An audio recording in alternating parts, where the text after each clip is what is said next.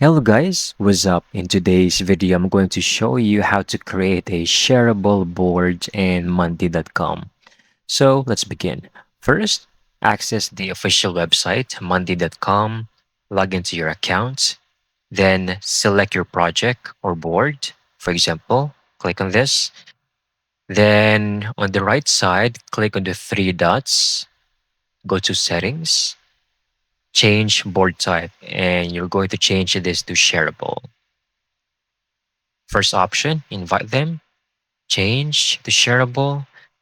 Now you're going to hover right over here, three dots on the main table. Click on that, share view. It's going to provide you with the link. Copy that, and there's also a embed code, but we only need this. Now you can now share this with anyone and search it on Google. Quick and easy. I hope you found this very helpful.